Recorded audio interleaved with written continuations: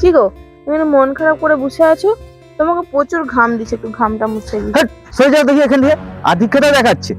এমনি আমার মন মেজাজ ভালো নয়, আবার আধিক্যতা দেখাচ্ছে, প্রেম দেখাচ্ছে, প্রেম যত সব।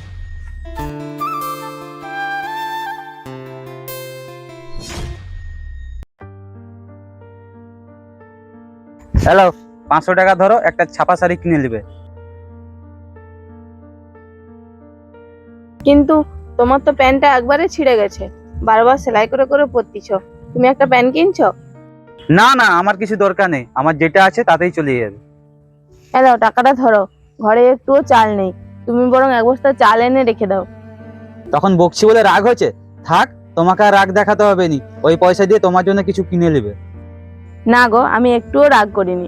আমি জানি এখন তোমার কাজ বাজ নেই, তাই জন্য তো তোমার মনটা খারাপ থাকে, আর সেই জন্য তুমি আমাকে বকছো।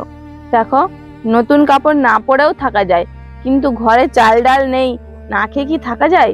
আর এই টাকা দিয়ে যদি তুমি সংসারের জিনিস আনো, তাতে আমি বেশি খুশি হব, কারণ সংসারটা তো আমাদের দুজনের, বলো তাই না? আর আমি তখন কোনো আধিক্যতা দেখাইনি। বিয়ের পর একটা মেয়ে তার স্বামীকে ভালোবাসবে, তার যত্ন নিবে, এটাই তো স্বাভাবিক, তাই না? আমার ভুল হয়ে গেছে, তখন তোমাকে ওইভাবে বলাটা আমার উচিত হয়নি। আর তুমি তো জানো আমার এখন কাজ ফাজ নেই, সেই জন্য তখন আমার মাথাটা গরম হয়ে গেছিল। আর আমার খারাপ সময়ে তুমি তো আমার পাশে থাকবে, অন্য কেউ তো থাকবে নি। আর আর্থিক দিক দিয়ে তুমি আমার পাশে না থাকতে পারো, মানসিক দিক দিয়ে তো তুমি আমার পাশে থাকবে। একজন স্বামীর খারাপ সময় যদি তার স্ত্রী পাশে থাকে, তাহলে খুব সহজেই সেই খারাপ সময়টাকে সে অতিক্রম করে উঠতে পারে।